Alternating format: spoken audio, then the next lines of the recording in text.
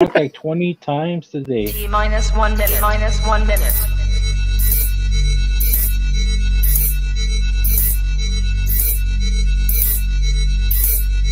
T minus 50 seconds. Minus 50 seconds.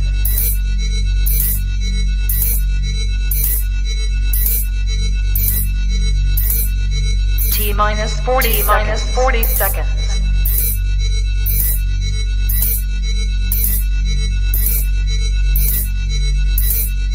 T minus 30 seconds. Minus 30 seconds.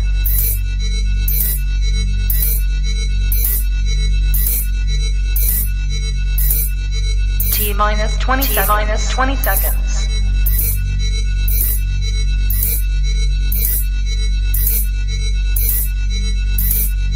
Ten, 9, 8, 7, 6, 5, 4, 3, 2, 1, 0.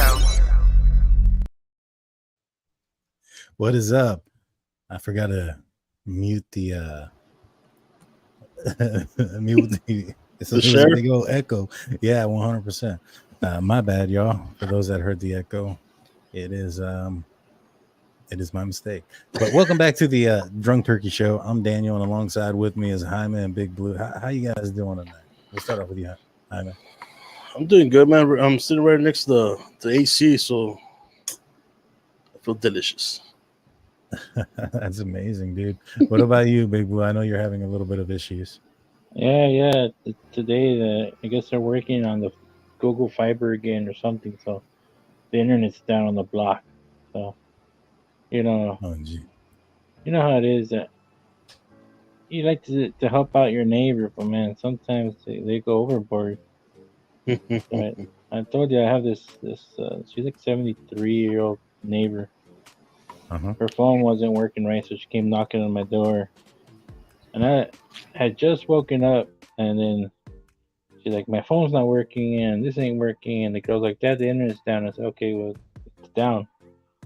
I said, they're probably working on it because I saw some trucks in the morning when I was pulling in, and she probably came back 20 minutes later. My phone's not working. I'm like, well, yeah, they're down. I mean, I already checked my internet. It's all down. Yeah.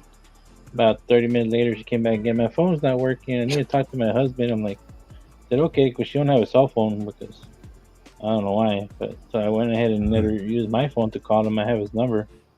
So she called him and she yelled at him through my phone and stuff. And then I'm like, all right, well, thank you. Yeah, I have my phone back. Right? And then I bet you she cash apped her boyfriend. So she had your phone.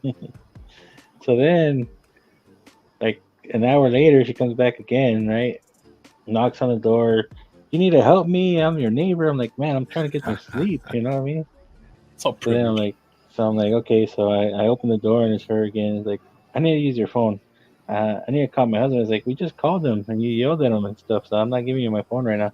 She's when did I call him? No, you're lying. I never called him. I'm like, I was like, man, we just called him like 30 minutes ago, and now you're over here calling me a liar. So yeah, man, it's been a day. Give back my phone. Yeah, and you know what she told me? I told her, you know what? I need to take a nap. I got a show tonight. I got to work, and she's been bothering me for like 4 hours straight.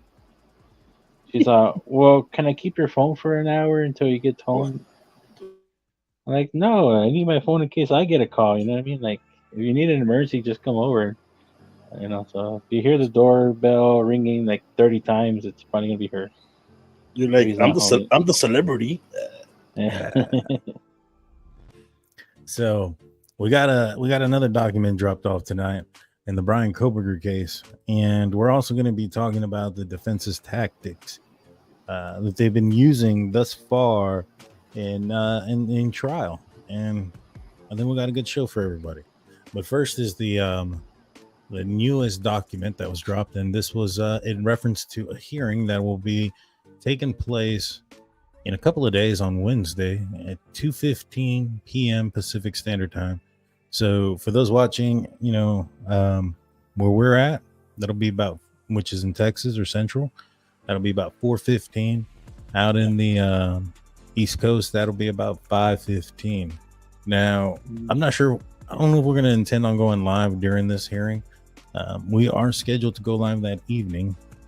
What we probably will do is maybe move up our live an hour early, because if this hearing is true to the last one, the video didn't come out for about an hour to an hour and a half after it was out. And so, that may not be popping out there until 6 o'clock. So we might go live at 6:30. Hit that notification button. Well, first and foremost, you want to hit that subscribe button, but then you want to hit that bell. That way you're notified, because sometimes we do have certain lives that we do that are not planned or have to go early. This is probably going to be one of them. And I would also encourage you to consider being a member. We have a lot of perks for members. You get to type in and all that other good stuff without having to be for the live chat, having to wait on the timer. Those things don't happen.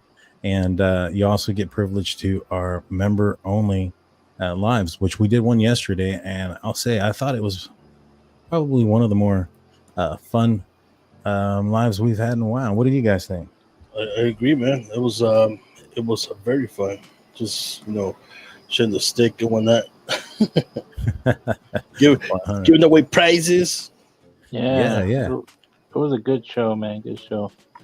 I just want to give everybody a heads up. Yeah, my camera's gonna be moving all over the place because I'm working off my cell phone, so I can't put mute without having to move it off the stand. No big deal, my man. So yeah, we gave away a few prizes. We gave away a couple of koozies, a few stickers. And I want to give you guys a little sneak peek at something real quick. Watch this. So I'll put this mic down. What's going on? Oh, this gangster. That is the new Drunk Turkey shirt that should be coming out pretty soon. Stay tuned for when that does drop. Are you wearing my face? I am wearing your face and Blue's and my own. Inception. But let's get back. Yeah, it's weird. Let's get back into it. So there's going to be a hearing in a couple of days referencing a status conference on everything that we've learned thus far. Keep us in mind. We're going to be checking this out. So let's get into this, guys. All right. Sorry, I got to do a bunch of things. And I normally I'd pop up the comments, but I can't do it with my phone, man. It's too much of a hassle. It'll end up kicking me out, and so don't worry about that. If you guys have a question for us, hit a couple of stars before the question, and/or we'll also answer to the super chats. We'll answer all of those, but we'll try to get to all the ones that have stars on them or asterisks. So. Let's get into this. We're going to talk about the defensive tactics. First and foremost, I want to say that Ann Taylor is showing to be a very, very good defensive attorney. She has, and she's done a lot in this court, and we're going to go over some of those tactics that she's done. The first one is, Ann Taylor has. This judge, in my opinion, he has him a little bit confused, and he's allowing things that are. I'm surprised they're being allowed, or they're even being allowed in trial right now. Like, for instance, the witnesses of using other lawyers as witness to testify on why she would need evidence. Now, I was listening to the lawyer, and he stated in his live that that's nothing more than what a lawyer can present to the judge, at sidebar, right? But she don't want to do that. She's wanting to put it, to have trained attorneys that are trained in courtroom being examined in courtroom, being an examiner, knowing how questions and tactics and techniques work, right? To give this explanation, why do you think that she's done that? Well, I'll ask you first, Big Blue. Why do you think that, and what's the tactic there? I think that way she can get like a co-counsel without get somebody else's knowledge without it's like having to submit it through actual paperwork, because you can ask them so many questions and not have to have it all presented to the prosecution, right? So that way they have to be on their toes the whole time. Right. Well, that's possible. What about you, Jaime? What do you think? You know what? From the beginning, I didn't think that was possible. To have another lawyer come in as a witness and see what his thoughts are about it. I thought, if it's an ongoing trial, I don't think. To my knowledge, I didn't think they could do that. You know what I mean? Unless they're an expert at certain like DNA or something like that. But other than that, I don't think to me, I didn't think they could do that. Yeah, it's pretty weird. And they specifically say that they're not an expert in DNA, but that they wanted to have them testify as to why the IgG evidence is important. Mm-hmm. So they're allowing expert witnesses or lawyers to testify that are great with words and things of that nature. This is not your typical witness on the stand. Would you agree to that? Yes. Right. And so I think that it's to get in, to plant a seed and to put, something on record in court. All right. And I think a lot of that is what's going on here, is to implement having things on record in court that they can come back and use, all right, later on in trial. And my opinion, she's Miss Taylor here is doing a great job of confusing a lot of people at this part. The trial hasn't even started, the actual trial. Yeah. And people are already like confused and thinking that there's some sort of reasonable doubt, being presented through this trial where that's not the place. There's no argument going back and forth behind the evidence yet. It's about whether or not the evidence could be used, but the actual evidence hasn't been shown. You know what I'm saying? Yeah. So I think it's to have it on purpose so that they can utilize it in court and it be on the record, which includes the IgG, the DNA, the 3 DNA inside of the residence. All right. This is we'll go to it real quick, and I have captions. This is and we should probably mute. Oh, thank you, Sissy, for being a member for 7 months. We appreciate that. Everyone hit that like and subscribe. So this is from Law and Crime, from the Bryan Kohberger's defense team. And this is referencing the 3 DNA samples, right? So I'm going to mute myself, and I'm actually going to turn the music off. So that way everybody can hear this. Thank you, Angel. Thank you. Thank you, Angel. Appreciate that. Well, my computer's acting up again. Sounds about right. I pressed pause on the music, and there it goes. Now it finally stopped. All right, let's mute everybody, and we'll listen to this. Your Honor, I made one point of clarification. It occurred to me while listening to the court talking about genetic genealogy and reading that in the subject. There are a couple of other areas contained in the motion to compel that have to do with the other DNA that state doesn't have complete discoveries to us that are included in that third motion to compel that are up for today. The big focus is then the genetic genealogy piece, but I wanted to make sure that was still in the scope. But my understanding was that the state did provide all the information of the laboratory, let's say a laboratory DNA that analysis was not related to the genealogy DNA. Am I mistaken about that? What are you saying that it didn't provide something? Your Honor, in our third motion to compel, we had a section called standard lab discovery, and that has to do with other DNA profiles found at the scene. They have provided full discovery for the sheet, the DNA found on the knife sheet, but not the other 3 unidentified male DNA samples, 2 from within the house, 1 from outside of it.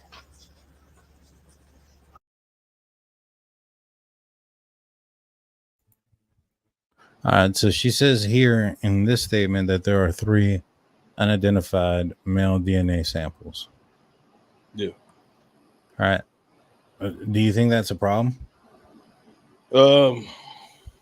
Yeah. Well, if there's if they found Bryan's touch DNA, and they found other DNA, they should have investigated further those other those other forms of DNA, and see what other people had led to. Unless, like I said last time, that they had no record, and never been in trouble, or any of their family has tried to provided their DNA, to track them down. Right.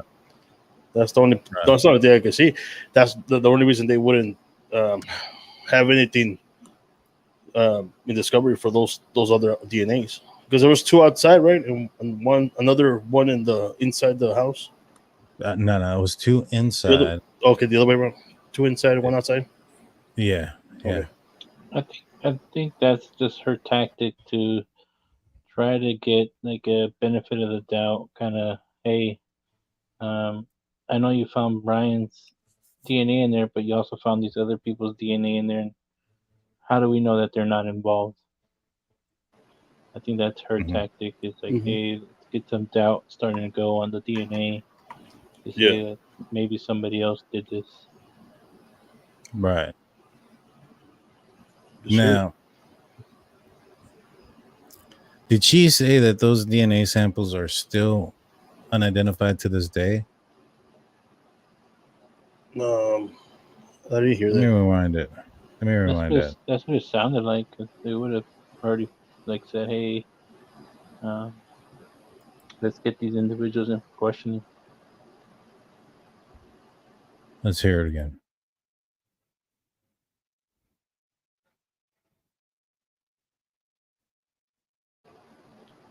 There's no sound. There's no sound. Oh, yeah. I freaking muted it. Not bad. The life of trying to get this done. All right. 2 from within the house, 1 from outside. Your Honor, in our third motion to compel, we had a section called standard lab discovery, and that has to do with other DNA profiles found at the scene. They have provided full discovery for the sheet, the DNA found on the knife sheet, but not the other 3 unidentified male DNA samples.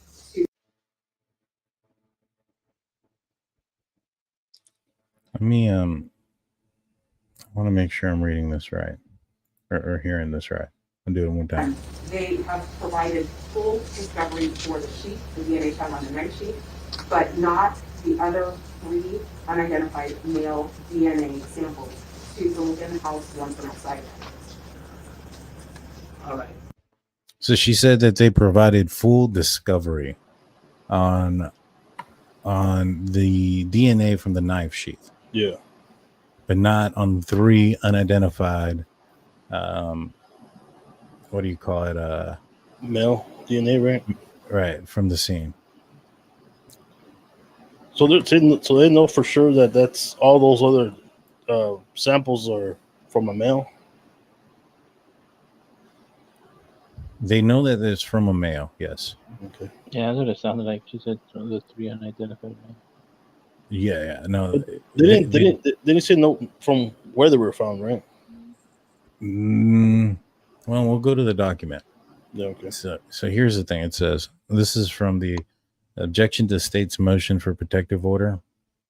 It says by December 17th, lab analysts were aware of 2 additional males' DNA within the house where the deceased were located, and another male DNA on a glove found outside of the residence on November 20th, 2022.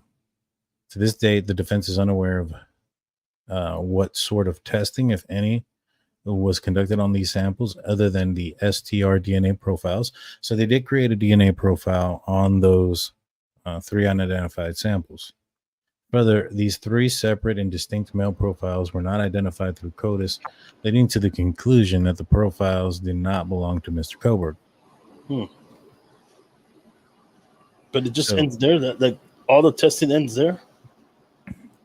From what I understand, yeah. So if there's no hit on CODIS, that's it. Well, here's the thing. Let's go to. Is it this one? Yeah. This is reply in support of motion for protective order. Here it is at all right. It says, moreover, as the DOJ policy on IgG explains, the FBI can only use the IgG after the investigating agency has pursued reasonable investigative leads to solve the case and the perpetrator's identity remains unknown. Right. So basically what this says is that in order to have done the IgG, they would have had to have no idea who the perpetrator was. Right. Because it says the identity remains unknown. So for those that think that, Kohberger's name came up by some other means, a lot of people think, oh, somebody dimed him out, somebody narked, somebody gave up intel. It's not the case. The only reason that they were looking at Bryan Kohberger as a suspect, as prime suspect, was because of the IgG. Would you guys agree to that? Yeah, I do. Yeah, I would say yes. It's their last resort. Okay, so now it says that has pursued reasonable investigative leads to solve the case. Now, if you have 3 samples, right, from inside the house, you're going to have the DNA on the knife sheath. And it says in the rooms, or let me go back to the other one so we're accurate. Within the house where the deceased were located. So I would assume inside of the room, right? Now, where in that room is going to be the question about that DNA. Now, if that DNA was found on a dresser, right, you have 3 samples. You have 1 on a knife sheath and 2, we don't know where they're at. We're not going to speculate where. But they were just somewhere in the room. Now, according to the documents, the FBI can only do the IgG if there's a lead, if there's no lead. So I would assume that if they pulled a IgG report on one of those DNAs, wouldn't that constitute as a lead? Yeah. So if they have a lead, wouldn't that mean that they, by policy, they couldn't have done the other 2? Does that sound right? Yeah. They also don't mention what kind of DNA it is, right? Like touch or actual like saliva or anything like that. No, it just mentions that it was like touch DNA, I believe, inside the button sheath in this document where they say that it was placed upside down. Now, if you were the Moscow Police Department, right, and you had, and obviously they when they gathered the DNA, they entered it into CODIS, so they were investigating those DNA samples as well.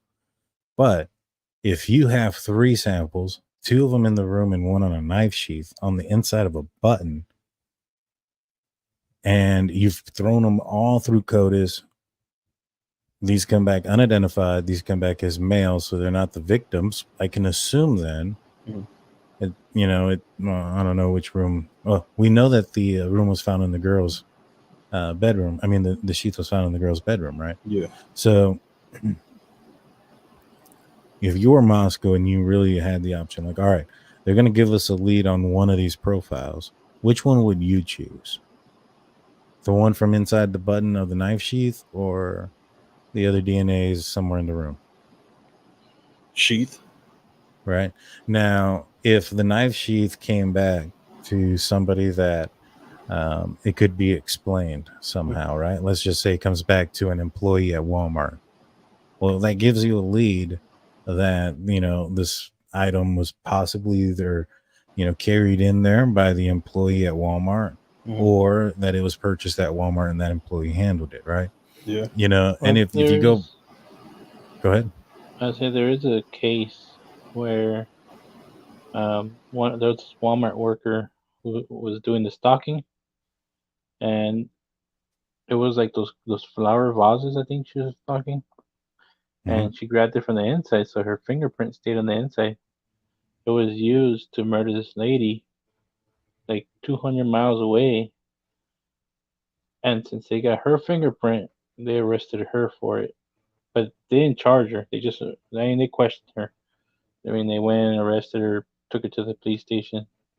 That's detained, sir. And that's bringing in for questioning. Yeah, that's not they brought arrest. her for. They didn't arrest her, but so they I guess detained her, questioned her, and then they found out it was her, the one that worked at Walmart, and she stocked the vase, and then they showed, I guess, able to get camera footage of who paid for it or whatever. So it's just crazy. No, yeah, it is.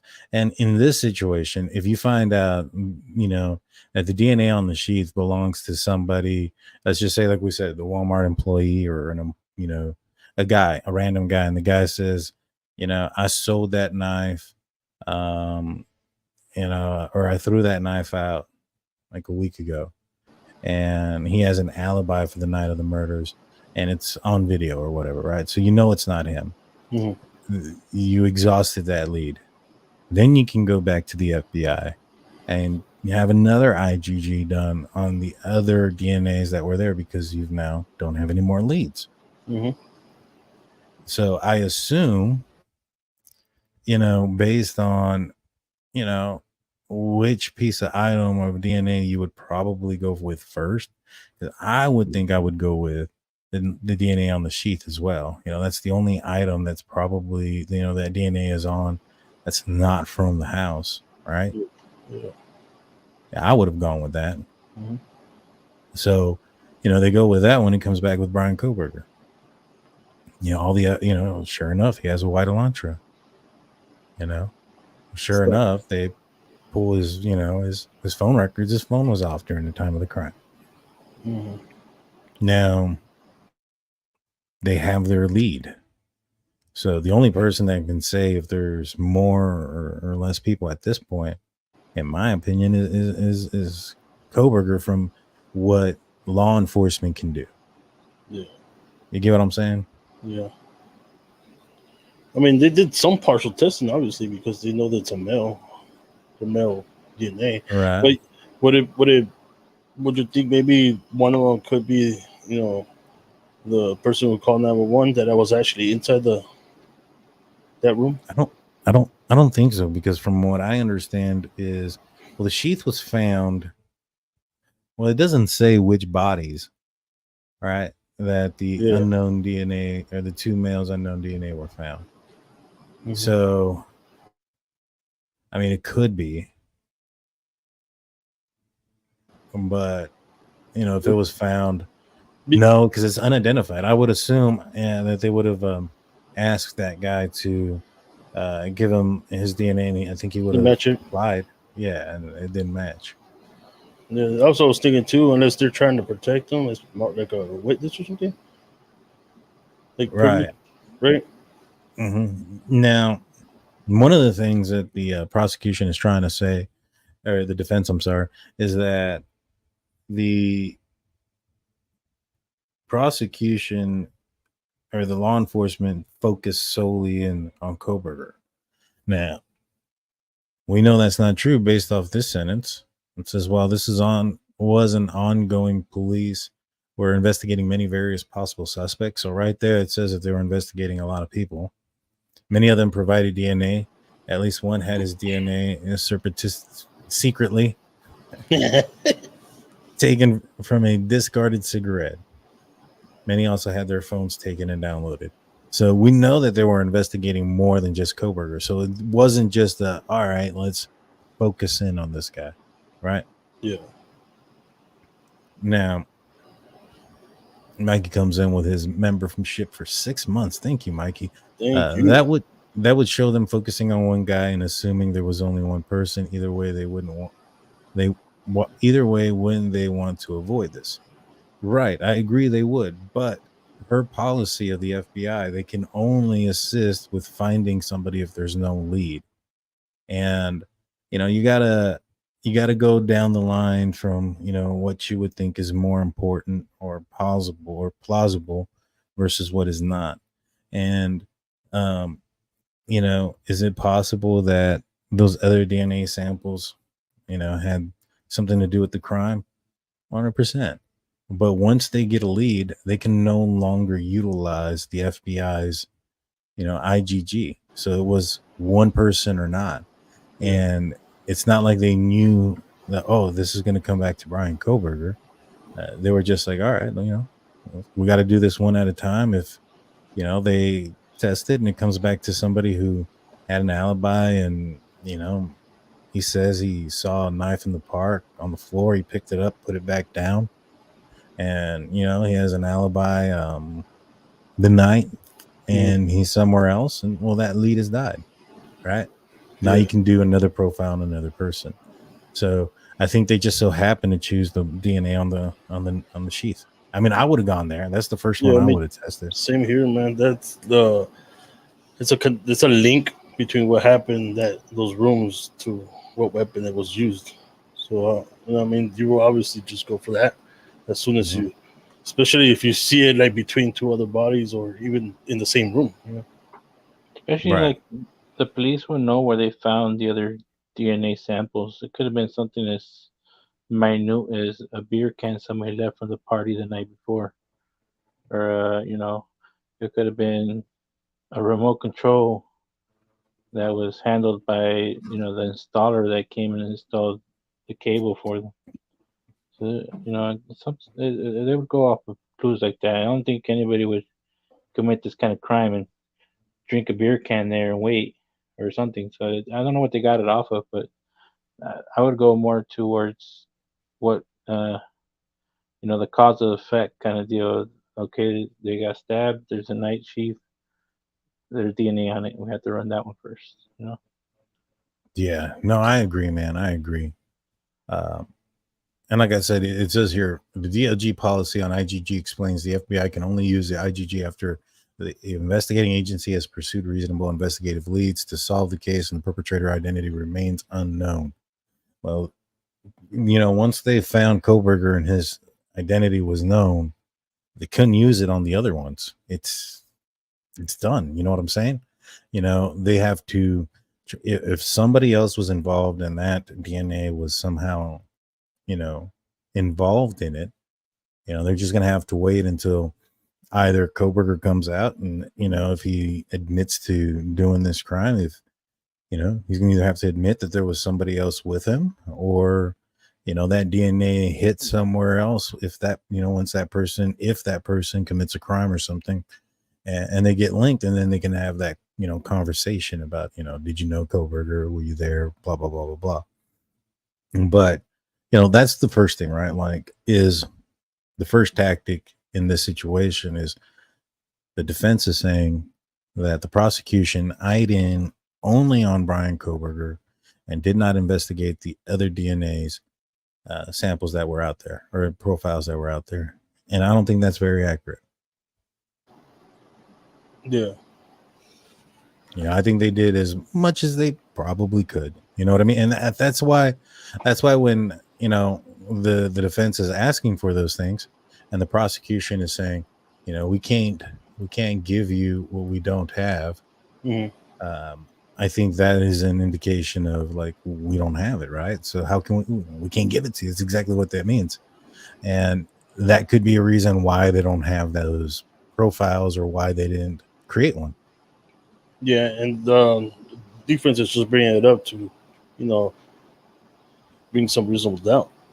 Well, it's not so much that they're trying. Well, yeah, they're trying to bring up reasonable doubt, 100%. But they're trying to say that law enforcement is somehow corrupt by not investigating the other ones, knowing very well that they or at least couldn't. incompetent. Right. But like it's like if I know for a fact that I know jurisdictional rules, right? Mhm. And let's just say that you're an officer in Laredo, and something happens on the other side of Laredo's border, right? Mhm. I know that you can't go over there and investigate it, but what I'm gonna say to people is like, a murder happened in Heine's backyard, and he didn't investigate it. I'm not lying. Laredo's literally, Nuevo Laredo's the backyard, but you can't investigate it. Now, I would want that on the record so that I can say in court that occurred. And I think that the defense is going to want this on the record, that there was profiles that they didn't, investigate, so that they can kind of mislead people to believe that they had the ability to do so, but chose not to, when that's not the situation. That's what I was going to say. Do you, so knowing that, do you find it shady? In a way, yeah. You still find it shady that they didn't investigate the other two profiles? No, not that they didn't Or three? investigate, but like the way it's worded, you know what I mean? So that way it's on record and everything. It's gonna make it seem like they're doing some shady stuff. You know what I mean? Right. But do you think that the lab not having that information is shady? I don't think so. Especially if, like you said, if they got a hit on the touch DNA for the sheath, right? Yeah. I don't think it's that they chose not to. It's just that once they got that lead and they feel like it wasn't more than one person, I think that would be it, right? Yeah, that's all they can use. There's nothing. There's nothing else that they can do to fix that. You know what I'm saying? I think the only thing that they can get to clear it up a little bit is that they got to call whoever collected the DNAs and where they got it collected from, to give the jury an idea of like, hey, it's minute. It's not. It wasn't even worth. It wasn't even near the crime. It wasn't near the bed. It was like way over here. So it just depends where it was. I don't know where it was. They haven't released what it came off of. So it's like it's like when you maybe it came off one of their phones. You know what I mean? And sometimes on your phone, if you receive a payment from somebody, they sign on your phone with their fingertip.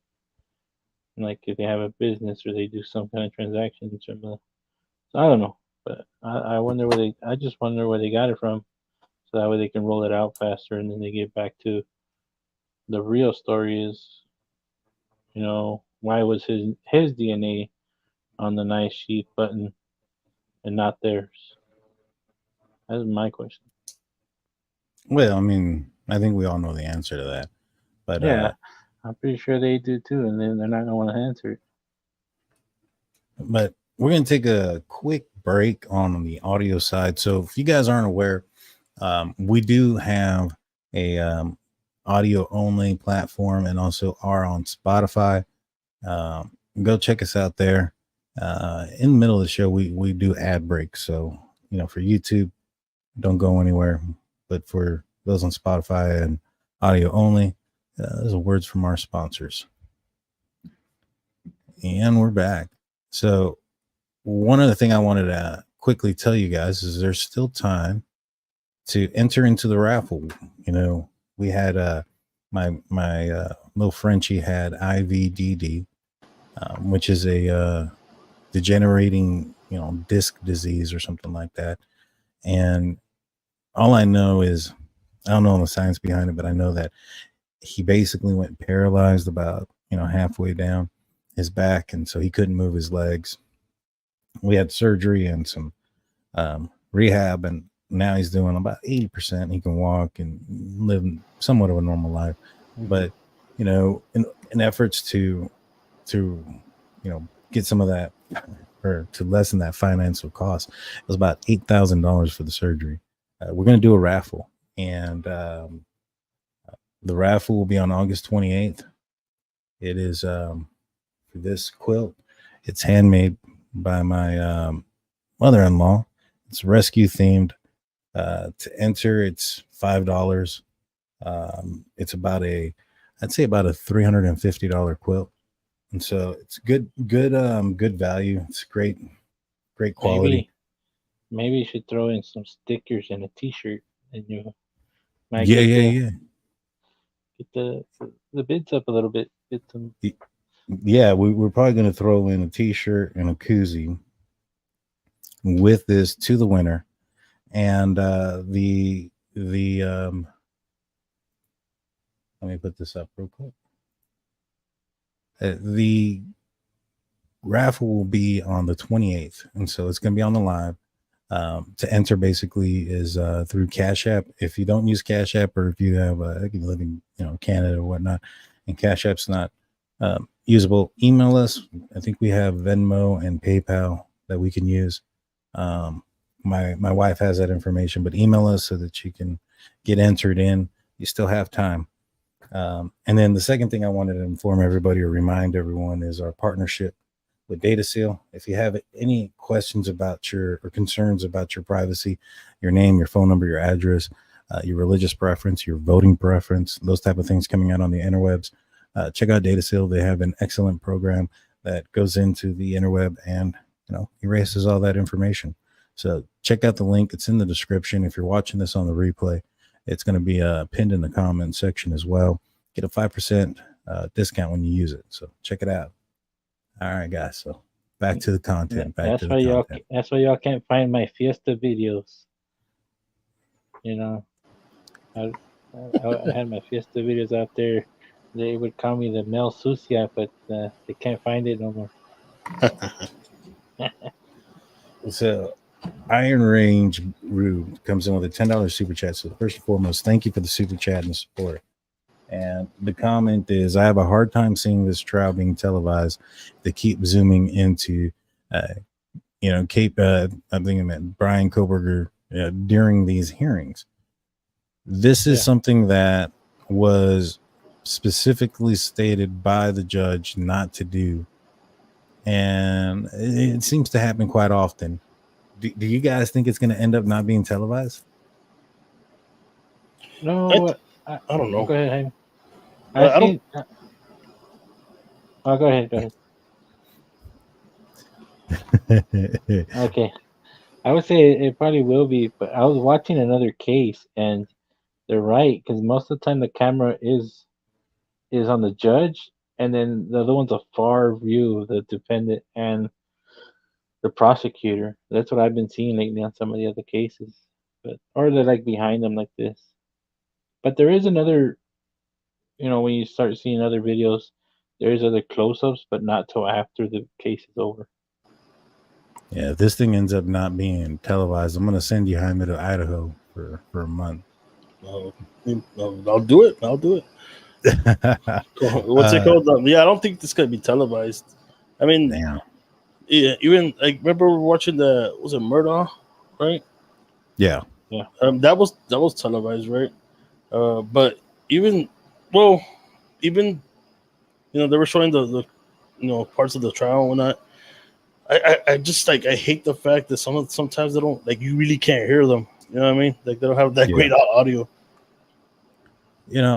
I only really have one complaint, and my complaint is, if you're gonna freaking televise it, why not have it live? Why make us wait an hour and a half and then only release it to one channel? They bought the rights to this like it's some sort of freaking sporting event. I don't like that. Yeah. Yeah, And these so, guys. I think they said there's only 2 networks that have access to it, and then the other network can't even show it all. They can only show clips to like the yeah, local 100%. network, and then the other one's the crime, the law and crime one. Yeah. So back to the IgG stuff.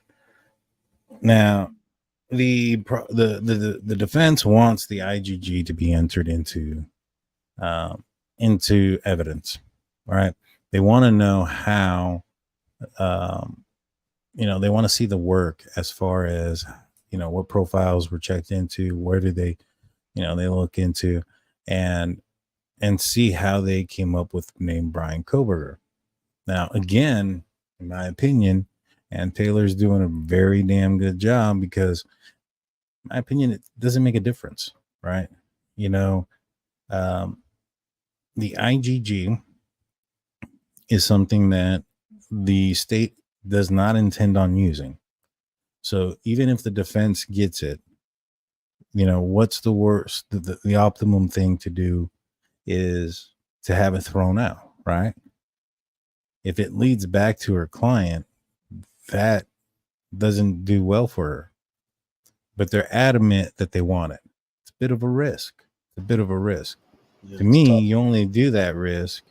You really don't have much else. You get what I'm saying? It's a little bit of more like a Hail Mary. Now, why do you think they want? What would be the benefit of that IgG stuff if they were to get it? Because I think there is a benefit for them. What do you think it is, Jaime? If the defense gets the IgG, yeah, what's the tactic? Man, you know what? I have no idea, man. I got to think about it. All right. So let's just say it was mishandled or the chain of custody. That's what I was gonna say. Is like I think that's gonna be the best avenue they're gonna go to. You know what I mean? Now, the thing is though, like, all right, so let's just say one of those things exists. What would the defense do with that? They would try to suppress it? No. I mean, that's all you can do. If you find out, like, for instance, if there's evidence, in this court, like, for instance, I mean, the only thing that's really has a chain of evidence is probably, well, let's just say they found the knife, right? Let's say they would have found the knife and there was a mess up on the chain of custody. The defense would say, hey, there was this mess up on the chain of custody. There's a possibility that it could have been contaminated or replaced or something. So it's out. So it doesn't come out in trial, right? So that it can't be used against the defendant. Now, I think there's a specific reason why they want this here. What do you think, Big Blue? What's the reason why they want what's the tactic? You're muted, by the way. There you go. Yeah, I just unmuted. I think the tactic is to see if there's any flaws in their or they did anything unconstitutional or illegal to find them through the DNA. That way they can have it thrown out. It's the only thing that ties them to the crime. Right, but that would only throw out the SNP profile for the genetic tree. That would not throw out the STR profile that was created by the Idaho lab that they later got a warrant for Bryan Kohberger's cheek to get swabbed so that they can make a match to, and they ultimately did. Yeah, I think it's more like to get like a benefit of a doubt in somebody's mind, like, hey, they can't use that. And no, I don't think that's the case. I think this is what I'm thinking. If they were to, and this is the hope, right? That because law enforcement or FBI were aware that this evidence was not supposed to be used in court, they're hoping that either the chain of custody wasn't up to standard. They're hoping that maybe there wasn't a document for the chain of custody. They're hoping that, like you said, maybe they used a ancestry or something without permission, right? Some kind of Fourth Amendment right. Now, the only thing they can do is have this evidence thrown out. But the other thing that happens is that evidence is also recorded in trial. So then when they bring up DNA, right? They bring up DNA, they talk about the sheath, and Taylor's like, or the defense is like, yeah, we have this DNA here 500 octillion times, it's Kohberger, right? Then defense is going to go back and cross-examine and say something like, isn't it true that there is evidence in record that was mishandled, that chain of custody was a problem, that there was a contamination? It doesn't matter that the result ended up what it was and that it has no bearing on the case itself. But they have that avenue now in hopes that at least one juror is going to hear that information and say, you can't trust the DNA. You know what I'm saying? Yeah. I think that's what it is. Mikey S comes in with a $5 super chat. Pretty sure they want to make sure it was obtained from a site that wasn't off limits to LE, collected illegally. No. So, yeah, let's just say that's the case. I mean, you would get the evidence thrown out. And I guess what you can say is, isn't it true, when they ask about evidence, isn't it true that, the state had violated, certain rules to get information from evidence? I don't think that would be as strong as if there was a chain of custody issue. You know what I mean? I think if there was a chain of custody issue or mishandling or something like that, but either way, they're hoping for anything, absolutely anything, so that they can say during trial that there is this recorded evidence. It can't be objected to because it's recorded in trial. You know what I'm saying? And so the other thing is, Ann Taylor basically has gotten everybody off of the fact that Bryan Kohberger doesn't have an alibi, which was a big thing about this hearing as well, and on this IGG stuff. That is a huge tactic, and I think it's working. Like she is a very good attorney, right? But it looks like that. So I got a question for you guys. We'll go one by one. Well, let's do a little context first. If Bryan Kohberger is innocent, right? Let's just say he's innocent. He's got no criminal history. He's got a bachelor's degree, a master's degree, was recommended to the PhD program. Mm-hmm. If he did not commit this crime, would you consider him to be a reasonable mind?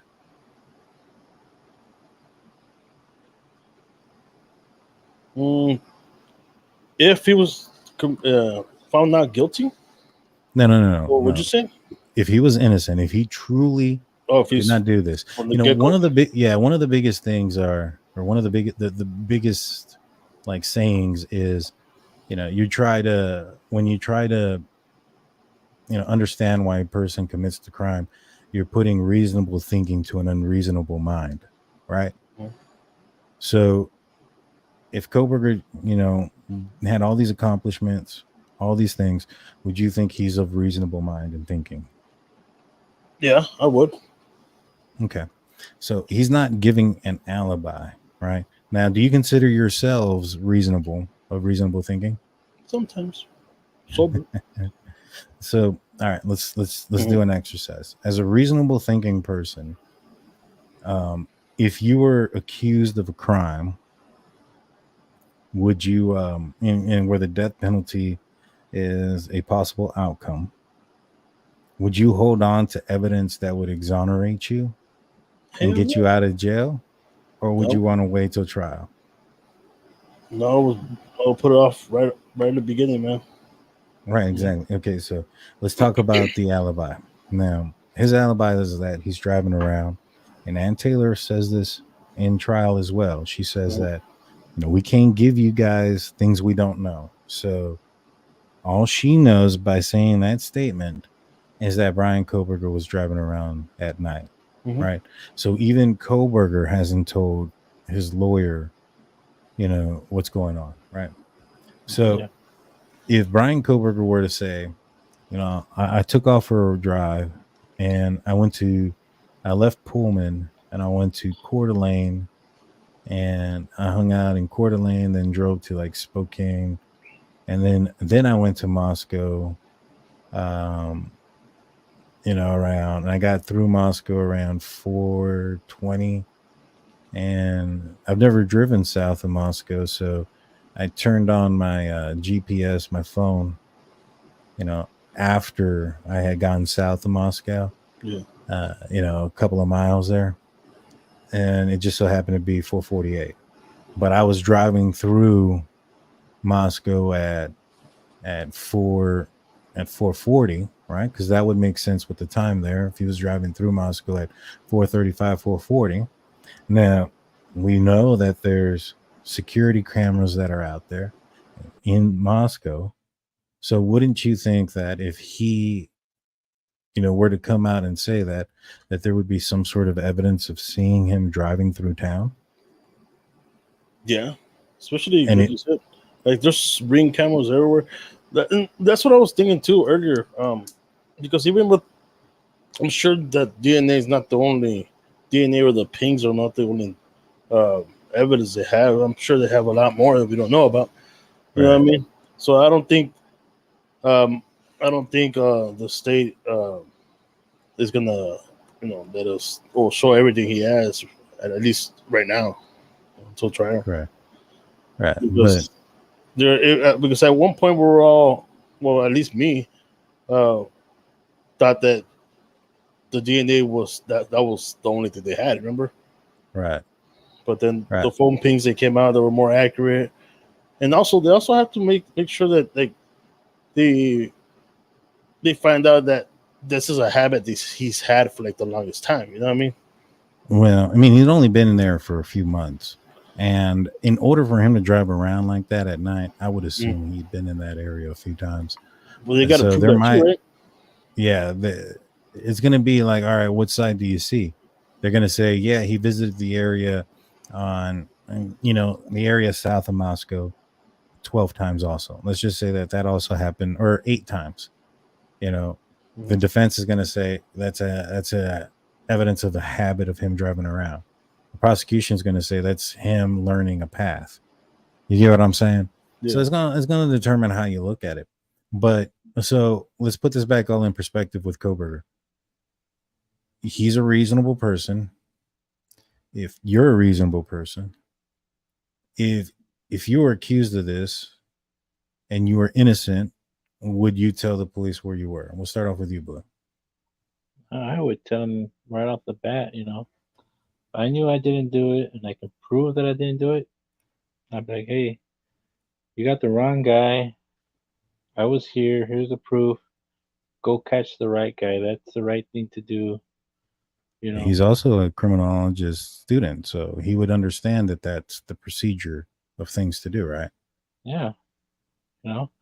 If you're not the guy, why waste your time with me? Why am I wasting all the court's time with me when there's an actual person out there that committed these crimes? That's what I don't get, why he stays silent if he says it's not him. But well, the reason he stayed silent is supposedly in protest of the indictment. But I think that's just another tactic to it's another tactic. Jaime, what about you? If you were in his shoes and reasonable, you're a reasonable person, you were 100% innocent, would you tell the prosecution where you were? Yeah, man. Especially if I had witnesses, you know what I mean? If I was with someone at the time. Well, he said he was alone, but a witness could be surveillance cameras. And so he refuses to say specifically where he was driving around. Yeah, especially look how long it took for the other way. Right. Yeah, you're right. Thank you, Liz W, for your $4.99 super sticker, and thank you very much to Leticia Guerra for being a member. And Robert. Yeah, thank you. Robert. Yes, sir. Yes, sir. Thank you guys. We appreciate y'all. Right here, Robbie DeBurr. So, all right. If you same exercise, Blue. If you did commit this crime, would you tell law enforcement where you were? If I did, and Yeah. if I was nowhere, if I can prove that I was nowhere near there, No, I would yeah, you still- couldn't prove anything. You couldn't prove anything. Would you say where you were? I would. Or would you? I would stay silent like he is. What about you, Jaime? Yeah, man. I wouldn't say a word, man. Because she's pretty. Just like in the Delphi one, right? He put himself there around that same time. So this is what's happening here. He's putting himself around the same time.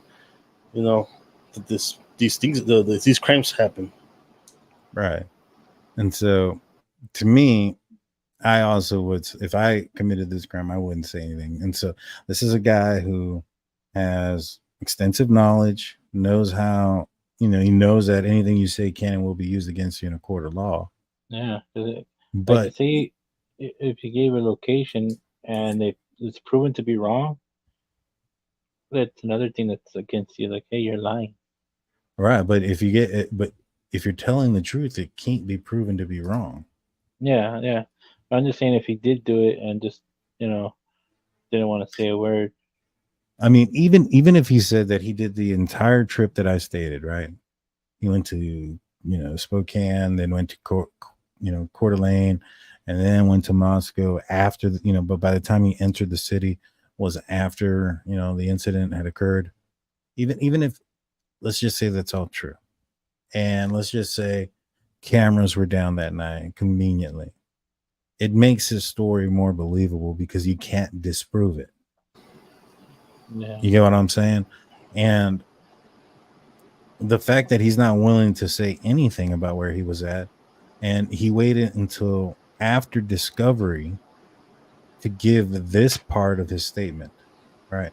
This was the part of his statement that he was willing to give, was that he was driving around. The reason why he's saying that is because in discovery, there's probably some sort of proof that it was in fact him driving around that night. Yeah. It could be indeed a, maybe perhaps, well, they have the cell phone pings or the locations from that night of him driving around because of his cell phone. So right there, that puts him in different areas. So you know what I'm saying? I told you he was owl watching. It's a very famous thing to do, is go owl watching at night. Right. Angel D comes in with a $2 super chat. I'm worried about ATX examining DM on the stand. And Taylor cross-examining DM on the stand.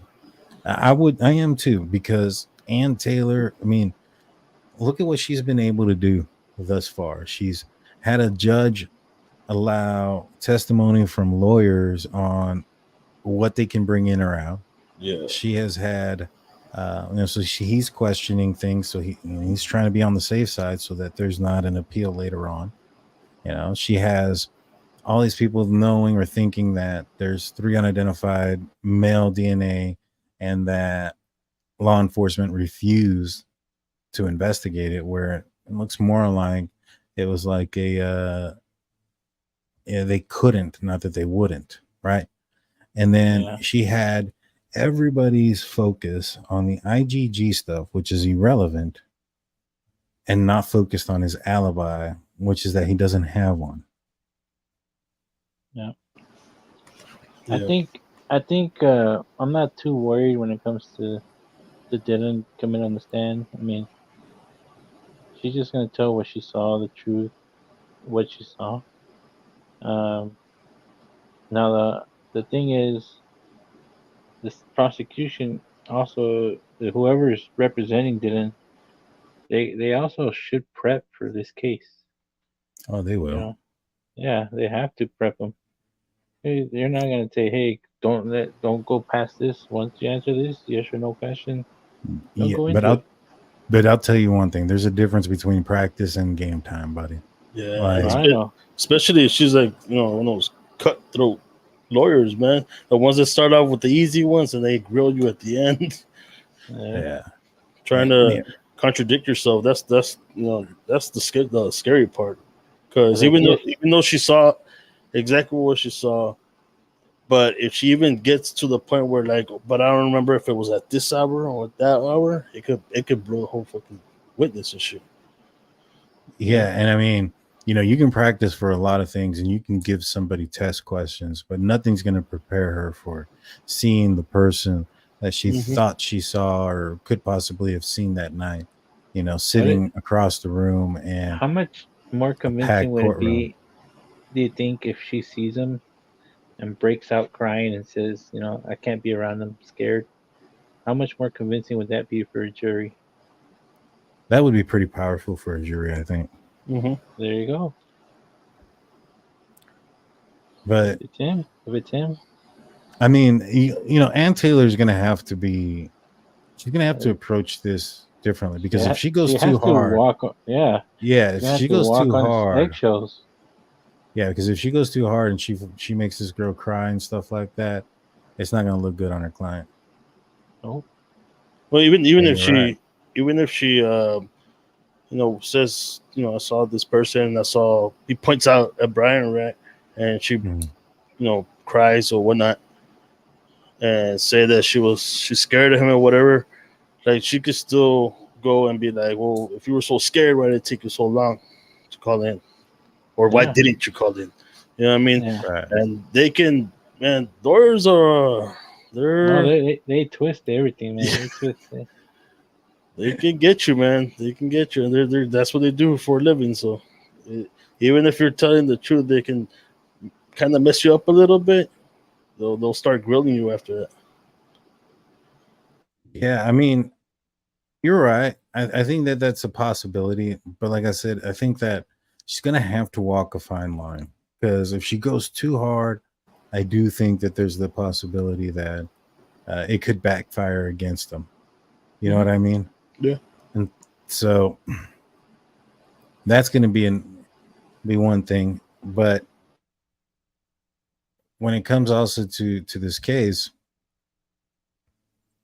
what else do you think is? How do you think they're going to rule on this IGG stuff? Do you think they're going to give in and force the prosecution to give it up? I don't think they can. I don't think so neither, man. I don't think so either. Yeah. I really like. I think this IGG stuff is going to be. It's a newer thing that's come out. I mean, you look at the other cases that I think it's being used in. Rex Humerman is one that I think that they use. They had his hair and things like that. And granted, that kind of evidence is stronger. Hair evidence, DNA evidence is stronger than what I would consider transfer or touch DNA. And so, that aspect of it. But I think they created a tree just the same with Rachel Maureen. The law enforcement there in Maryland has already indicated that they're utilizing the FBI and their, DNA techniques and things like that. So, to me, I think that they're already utilizing it. And in other cases, I think they're seeing that it didn't really work out so well or there's a lot of suspicion with Bryan Kohberger. They're probably, not wanting to come out with it. Yeah. They have to learn from their mistakes. I'm not saying they made a mistake. I don't know what the actual law allows them to do and what it doesn't allow them to do. I haven't read up into all that stuff, because there's a lot of crazy stuff that they say, oh, the FBI did this, and then they sent it to, let's say, they sent it to Quantico, and then they worked with the CIA, who does other stuff. Mm-hmm. Who knows what they did? Yeah. But that's going into the conspiracy and all the other stuff that we don't want to go into. So that's just my brain just keeps ticking. Yeah, that's a different podcast. Yeah. This is a different show. Do you guys think that the campus Wi-Fi allegedly going down that night is connected? I'm going to go ahead and say no, because I think that was a reoccurring thing on Saturday nights at that time, which does lead to bother or mention, make you think that was Kohberger aware of that, and is that a reason why he chose a specific time that he did? You know what I mean? Maybe he knew the cameras go down at a certain time because their Wi-Fi is updating, Yeah. or the system's not recording at that time because it's updating. But they should have backup batteries for a certain amount of time for when that stuff happens to keep Right. some of the stuff going. Well, I think the hope was that if Wi-Fi goes down in the community and it being so close to the University of Idaho, that might be also leading why he chose the house. Thinking that or knowing that Wi-Fi goes down, maybe perhaps certain surveillances would go down too. And we know that Linda Lane footage, according if everything is real about what's been leaked out on that information about those footage, we know that one set of cameras recorded throughout that entire time from 1 to 6, and we know that other cameras, according to released emails, if they're real, had an effect around 3 in the morning because of the Wi-Fi going down. So some did and some didn't. You know what I mean? Yeah. Because some cameras run direct. You know what I mean? They're not Wi-Fi. There's direct wiring too. Depends on what they got. Right. But I know the one in front of that house was Wi-Fi. The one that was a bulb. That was a Wi-Fi one. The one where in the front of the house? You said the one that was a light bulb. That was a light bulb camera. That one's got to be Wi-Fi. And then the other one at the apartment complex, I'm not sure those are hardwired or those are Wi-Fi. Yeah. Well, we'll see, man. We'll figure it out. There's going to be another hearing in a couple of days. We're going to talk about that hearing, as that comes across. Like I said, I think Ann Taylor is an excellent defense attorney. She's got people questioning everything, and the way she's bringing it into court is, leads people to like, if she's doing this at this point of this trial, I think the prosecution has a very uphill battle, for them. And I hope they have some really concrete evidence to go against, an attorney like this, because, she's got people questioning things, and the trial hasn't even started yet. Mm-hmm. Yeah. So we're probably going to end that job here.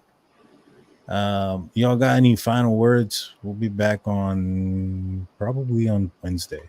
We might do something tomorrow, but it'll probably be Wednesday. Yeah, I'll be on here with you on Wednesday. I'm not gonna be on Friday, unfortunately. I got an assignment I gotta go do. Yeah. Slash Bigfoot hunt. But other than that, man, I just want to say thanks to everybody in the chat, new members, right? Mods, Brittany, somewhere under. She's on here somewhere. And thanks to you guys. Dude, Brittany's been a member for 5 months. Has never bought membership.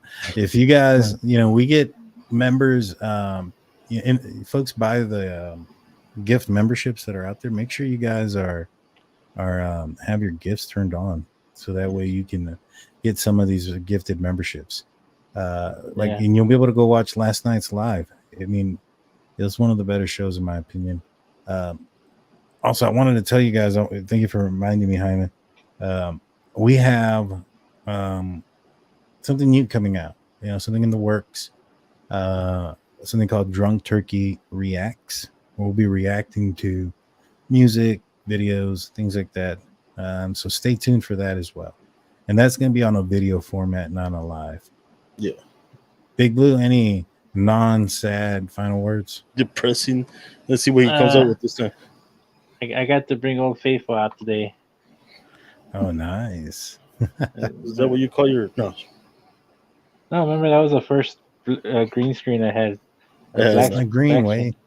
The first back screen I had when we started this. Yeah. It's just like stupid internet is still down, I think. So at least I have to go to work, so I don't have to deal with it.